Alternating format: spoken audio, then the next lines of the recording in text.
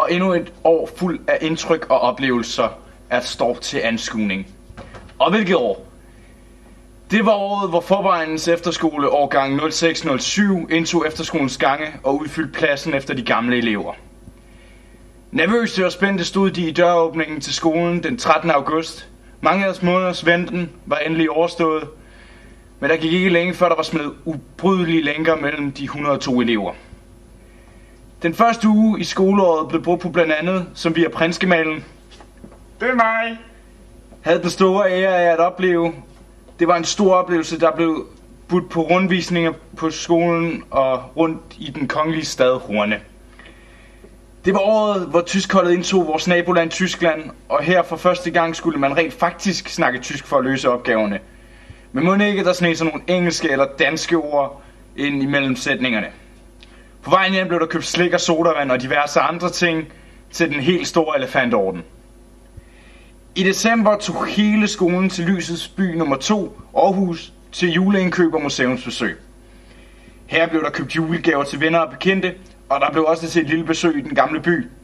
Her fik eleverne kakao og boller og en rigtig hyggetur rundt i byen og købte diverse slikkepinde og bolsjer, før turen gik hjem igen.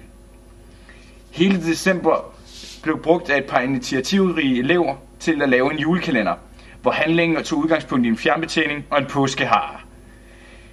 Hele julekalenderen nåede desværre ikke at blive færdig, men det gør den nok her i løbet af det næste års tid. Det var også året, hvor Fage fik sig sit helt nye amatørband bestående af Lisbeth og Christian.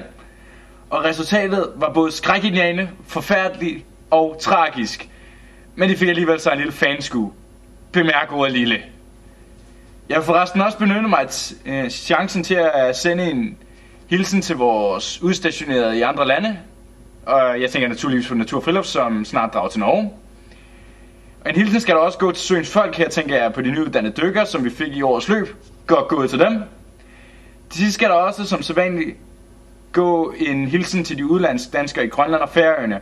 Og til sidst ikke mindst til de andre efterskoler rundt i det danske land, især Vesterdalen, som eleverne på Fage med stor fornøjelse fejrede en 70'er-fest med. Begge efterskoler havde klædt sig ud i hippietøj med tørklæder og sminke og alt muligt andet.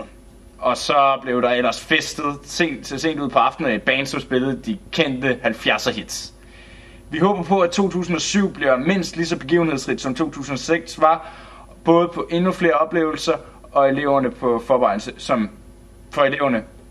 Efterskolen, som var. Nu, når vi er Prinskemalen, har ikke mere tid, så da vi skal her om ikke ret lang tid til nytårskur med Grev Ingolf for resten af familien. Så Gud bevarer Forvejens Efterskole. Ham nu skal der, Bas. Okay. Jeg er her.